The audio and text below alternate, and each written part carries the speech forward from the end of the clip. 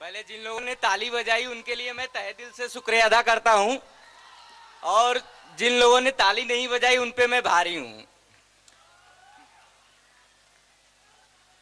प्यार वो होता है जिसकी कोई परिभाषा नहीं होती और ना ही कोई भाषा होती है। ये तो सिर्फ एक एहसास होता है जिसे महसूस किया जा सकता है। इसी एहसास को अपने एक छोटे से शायरी में मैं शुरुआत करना चाहूंगा। दोस्तों हम भी कभी दोस्तों हम भी कभी दिल की दुनिया में मोहब्बत का शहर बसाया करते थे। दोस्तों हम भी कभी दिल की दुनिया में मोहब्बत का शहर बसाया करते थे।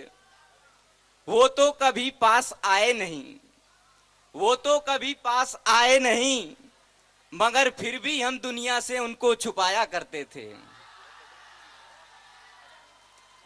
अगली पंक्ति आपके दिल तक पहुंचे तो इस नाचीज की तालियों से स्वागत करिएगा। आज चाहत के चौराहे पर आज चाहत के चौराहे पर दिल का दर्द सुनाया करते हैं। आज चाहत के चौराहे पर दिल का दर्द सुनाया करते हैं। तो भरी महफिलों में तो भरी महफिलों में नजरें झुका के तो भरी महफिलों में नजरें झुका के वो भी मुस्कुराया करते हैं। कुमार विश्वास कहते हैं कि प्रेम एक दवाई है जो एक्सपायरी डेट के बाद काम आती है, लेकिन मैं कहता हूं कि प्रेम एक ऐसा रोग है जिसमें ना एलोपैथी काम आती है ना ही होम्योपैथी काम आती है। काम आती है तो सिर्फ सिंपैथी काम आती है। तो अगली पंक्ति इसी को मैं आप लोगों के बीच में डेडिकेट करना चाहूंगा, आप सबके लिए। प्यार सब लोग करते हैं। ये सच है ये सच है कि आज तू किसी और की तकदीर है। ये सच है कि आज तू किसी और की तकदीर है, मगर मेरी तड़पती तमन्नाओं में आज भी तेरा तस्वीर है। इश्क में पागल तो हर मोड़ का फकीर है। इश्क में पागल तो हर मोड़ का फकीर है। मिलना बिछुड़ना किस्मत की लकीर है। और किस्मत के बारे में हमारे कॉलेज के स्टूडेंट से ज्यादा कोई नहीं जान सकता, क्योंकि जब एटीकेटी लगती है सारी किस्मत नजर आ जाती है। तो इसके बारे में मैं कहना चाहूंगा, इसके बारे में बस 2 लाइन अर्ज करना चाहूंगा, और जहां पहुंचाना चाह रहा हूं वहीं पहुंचिएगा। आगाह हूं अपने मौत से आगाह हूं अपने मौत से कोई बसर नहीं। आगाह हूं अपने मौत से कोई बसर नहीं। जिंदगी तो है 100 साल की जिंदगी तो है 100 साल की, मगर डिग्री की कोई खबर नहीं।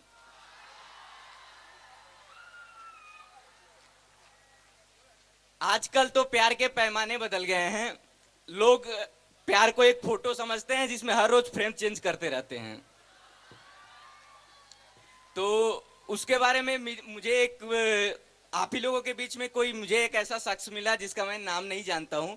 उसने कहा, यार लोग आप केवल प्यार मोहब्बत की शायरियां बोलते हैं, आप मेरी भावना को समझते नहीं। हम कहे आपकी भावना बताएंगे तब, कहाँ है कैसी है तब मैं बताऊंगा। तो उन्होंने कहा कि जब उसकी एटीकेटी लगती है तो मेरी वाई भी लग जाती है, और जब उसका डिक्टेंशन आता है तो मेरा एटीकेटी लग जाता है। तो मैं उनकी भावनाओं को गौर करते हुए आपको 4 पंक्तियां सुनाना चाहूंगा।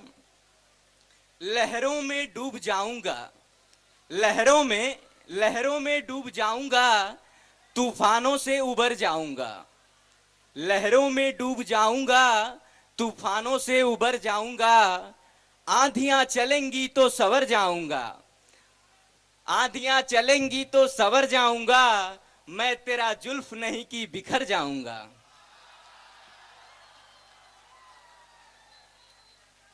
अगली मेरी जो 4 लाइनें हैं, अगर आपके दिल तक पहुंचे तो तालियों से स्वागत करिएगा। जिंदगी के बारे में, जिंदगी क्या चीज है और जिंदगी जिसको हम बनाना चाहते हैं वो हमारे बारे में क्या सोचता है, और हकीकत उसकी कुछ और होती है। तो मैं कहना चाहूंगा कि आप थोड़ा गौर से सुनिएगा। जिंदगी एक पहेली है, जिंदगी एक पहेली है, मौत ही उसकी सच्ची सहेली है। जिंदगी एक पहेली है, मौत ही उसकी सच्ची सहेली है। तन्हाइयों का आलम है, तन्हाइयों का आलम है, मदहोशी सी छाई है। तन्हाइयों का आलम है, मदहोशी सी छाई है। तूने हुस्न ए गुरूर में, तूने हुस्न ए गुरूर में दर दर की ठोकरें खाई हैं। मुझे कहती हो मेरी जिंदगी गमों की परछाई है।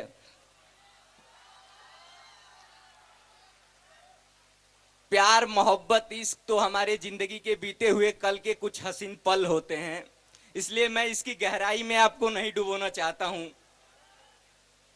और इसलिए मैं आपको थोड़ा अलग ले जाना चाहता हूं देश और समाज की बातों के बारे में। लेकिन मैं उससे पहले ये कहना चाहूंगा, 2 लाइन कहना चाहूंगा, इसमें पूरा यथार्थ आएगा, क्योंकि ये समस्याएं इतनी बड़ी हैं कि जिनका एक कविता के माध्यम से हल नहीं निकाला जा सकता है। तो पहले वो 2 पंक्तियां मैं आपको सुनाना चाहूंगा। किस रावण की काटू बाहें, किस रावण की काटू बाहें, किस लंका में आग लगाऊं। किस रावण की काटू बाहें, किस लंका में आग लगाऊं। घर घर रावण पग पग लंका, इतने राम कहां से लाऊं। अगली कविता की शुरुआत करना चाहूंगा। मेरा भारत महान है, जिसका शीर्षक है मेरा भारत महान है। आगे कुछ हमारे सीनियर्स बैठे हुए हैं, तो इन तक शायद इनके मतलब अभी तक तो आप लोगों की बातें हो रही थी प्यार मोहब्बत की, शायद इनको अच्छा लगे, इनके दिल तक हमारी बात पहुंचे। तो इन लोगों की भी तालियों की स्वागत से मैं अपने आप को आभार प्रकट करना चाहूंगा इन लोगों के माध्यम से स्वयं का। मेरा भारत महान है, जहां कुरान का ईमान है। मेरा भारत महान है, जहां कुरान का ईमान है। गीता भी महान है, गीता भी महान है। बाइबिल की पहचान है, बाइबिल की पहचान है। नानक का भी जहान है। मेरा भारत महान है। कोई कहता है ये खुदा का पैगाम है, कोई कहता है ये खुदा का पैगाम है। कोई कहता है ये श्री राम का संसार है।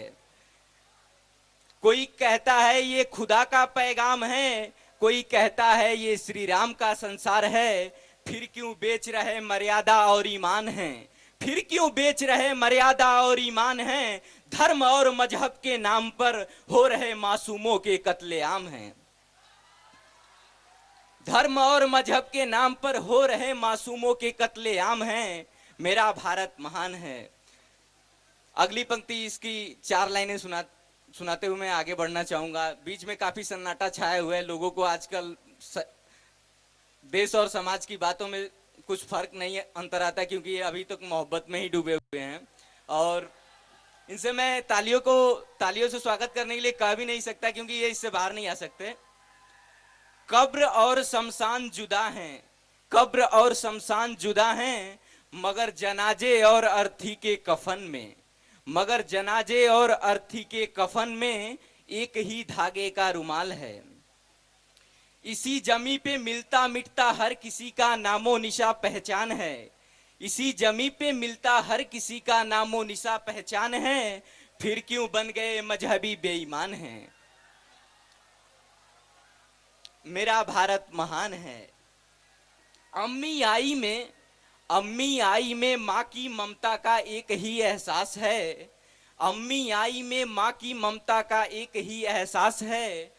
फिर क्यों बट जाते जन्मों से अधिकार हैं, फिर क्यों बट जाते जन्मों से अधिकार हैं। मेरा दिल भी ये सोच के हैरान है, मेरा दिल भी ये सोच के हैरान है। ये कैसा संसार है, ये कैसा संसार है, जहां अपने ही अपनों में होते दंगे फसाद हैं, जहां अपने ही अपनों में होते दंगे फसाद हैं।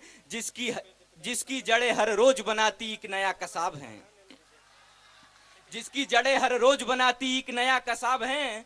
मेरा भारत महान है। अगली लास्ट 4 पंक्ति आपको सुनाना चाहूंगा। आरक्षण के बारे में है। आप सभी लोग जानते हैं रिजर्वेशन कितनी बड़ी देश की सुयोग्य और सुंदर समस्या है। भ्रष्टाचार की जंजीरों में जकड़ी, भ्रष्टाचार की जंजीरों में जकड़ी भारत माँ का ये बेटा कैसे कहे।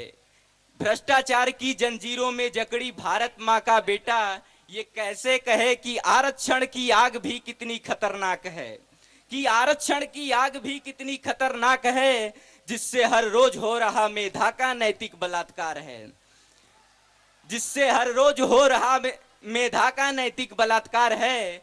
जातिवाद के जख्म पर, जातिवाद के जख्म पर राजनीति का हो रहा प्रहार है। मेरा भारत महान है, मेरा भारत महान है। अगली बस मतलब आप समझिए कि आप ज्यादा आप लोगों को बोर नहीं होना पड़ेगा, क्योंकि आप मुझे समझ में आ रहा है लोगों के चारों तरफ से किसी से तालियों की स्वागत नहीं आ रही, इसलिए मैं अपनी कविताओं को यहीं पे समेटना चाहूंगा। लेकिन पहली 4 पंक्तियां और सुना के। घोटाले घूस से हो रहे लाचार हैं, हत्या हवस के हैवान का सह रहे अत्याचार हैं। लोकतंत्र में व्यक्तित्व नहीं, लोकतंत्र में व्यक्तित्व नहीं, वंश प्रथा का बना रहे सरकार हैं। फिर लोकतंत्र में व्यक्तित्व नहीं, वंश प्रथा का बना रहे सरकार हैं। पर उठा नहीं रहे आवाज हैं, पर उठा नहीं रहे आवाज हैं, क्योंकि हम आजाद हैं, क्योंकि बड़े फक्र से कहते हैं हम आजाद हैं। अभी तो मैं आपको एक बूथ दिखा पाया हूं, अभी तो मैं आपको एक बूथ दिखा पाया हूं, पूरा समुंदर तो अभी नजरों के पार है। और आखिरी में बस 2 पंक्तियां कह के आपसे अलविदा कहना चाहूंगा। अगर कोई ये सोचता है कि भारत में भ्रष्टाचार की समस्या है, तो भारत की जो है आर्थिक स्थिति का है, सैनिक किसी भी रूप से भारत कमजोर हो रहा है, तो मैं इसके लिए कहना चाहूंगा कि हम वो गजल नहीं जो किसी शायर की नुमाइश से बनते हैं। हम वो गजल नहीं जो किसी शायर की नुमाइश से बनते हैं। दोस्तों हम तो वो टूटी हुई कश्ती हैं, दोस्तों हम तो वो टूटी हुई कश्ती हैं, जो कफन के सहारे किनारे बदलते हैं।